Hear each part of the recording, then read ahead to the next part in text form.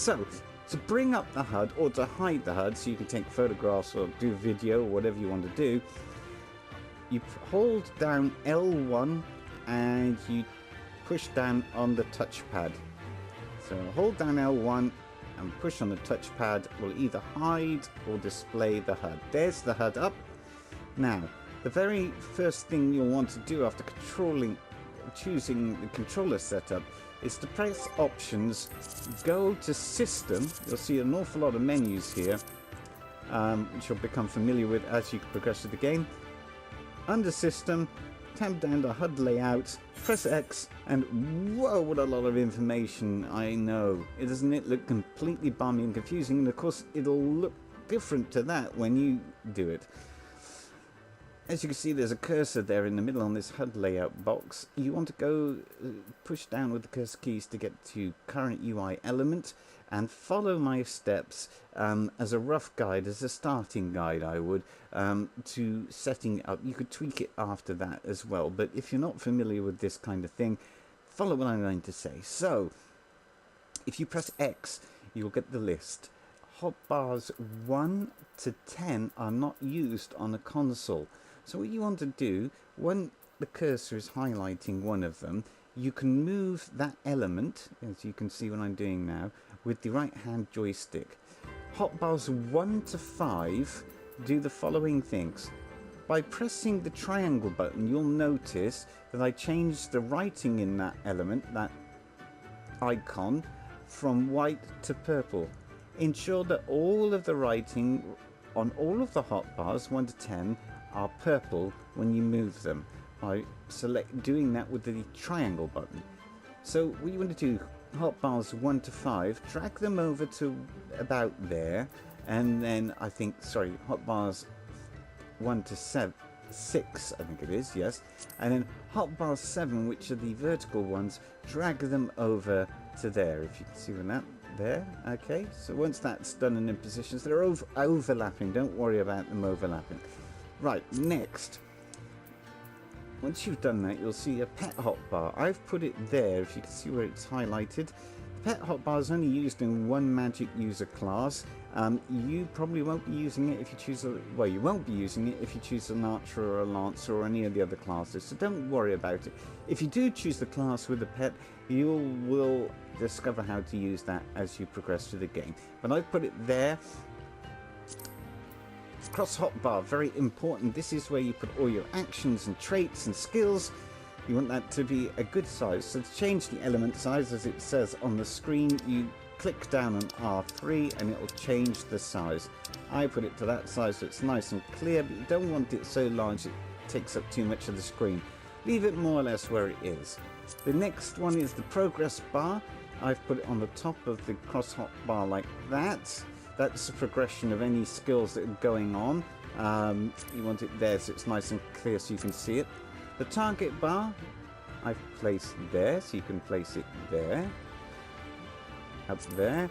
Focus target bar up there. The scenario guide. Initially, you should leave that on. In terms of the writing, you see scenario guide is now white. Leave it on, it'll give you lots of nice tips and hints if you're a complete beginner, but later on when you've been playing the game for a while you can always come back into this layout and press triangle to hide it. Party list. This is simply a list of all the other players that will be joining you in group events. Leave that where that is. Alliance list 1 you want underneath that, and Alliance list 2 underneath that. Those two will become self-explanatory in bigger group events. Enemy list, leave the enemy list there. Well, I've placed it there on the corner of the party list. That's just simply a list of the enemies you're fighting. The parameter bar is very important. Covers how much health you've got, how much damage you can take, in other words. Magic points for those classes that use magic, how much magic points they've got available. And TP, which is basically anything to do with any other action that doesn't involve magic, so running or fighting with swords or arrows or whatever it is, that's TP. So you've got the green, the purple and the yellow bars there representing those things. Put it up at the top of the screen, nice size so you can see it clearly. Experience bar gives you an indication of how much experience you've earned and to the next level for your character progression. Put it there next to the parameter bar. Status effects, very important. Make that quite visible. Put it underneath your parameter bar. It gives you an idea of any long-lasting effects on your character. This could be anything from being well fed, which I'll cover in another video, to spell effects on you, and some of them can be detrimental and some can be advantageous. You usually call them buffs, that's B-U-F-F, and if they're disadvantages to you, in other words they're doing something that's removing something from you or causing you a problem, it's a debuff, a D-E-B-U-F-F. Also, you'll see other effects on you that might limit your movement, and these are usually accompanied by a countdown timer, a little number counting down. So all of that information will be on your status effects bar, very useful. And then the mini-map. Well, then a nice size on the right hand top, wherever you want it really, but I've left it where it is. You'll be using that a lot, obviously. That's a map. Notices, you'll see I've placed behind, between the text, this chat bar on the left, this chat box, and the cross hotbar there. Main menu, don't need to worry about it, leave it where it is. The duty list, very important. That's a list of all of the adventures you're going to go on, your objectives, etc.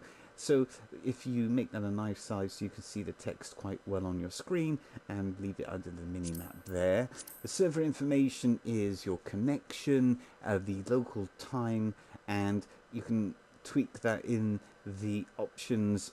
Perhaps I'll cover that a bit later on, you'll discover, and you can put Eorzea time on it if you wish, which is the actual name of the world of Final Fantasy XIV, but it's not that important. Gil is the currency of the world. I've put it there just for convenience. You don't have to have it on. I just give it to give some indication how much money I've got left and how much I've got to spend. You'll be earning Gil as you go on through your adventures, and also I will be covering in a later video how you can make that from marketing and selling things. So I put Gil there. The inventory inventory grid, I have used the triangle button to hide it because I don't use it. Item help, leave where it is. Action help, leave where it is. The limit gauge is for grouping counters. You'll learn how that works as you progress up, so don't worry about that too much. Just place it above the party list.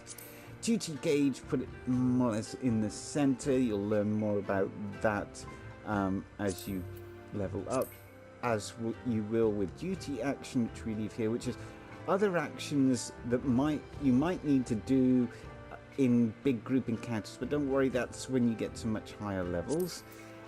The song gauge, now you don't need to worry about that because that's also associated with higher level gameplay, and also each character class will have a unique gauge for their character class, and it will be self-explanatory when you get to those levels what it's for. So you can press save and then circle out. Well, there you go. That brings me to the end of this first episode. I will be covering in the second episode the cross hotbar, which is this thing which I'm clicking. Very important. These are all of your spells, skills, things that you can do for combat, and other things that you can do, and it's your principal way of instructing your character to do those things. So thank you very much for your time. I hope this was useful. Tune in to the second episode. Ciao for now.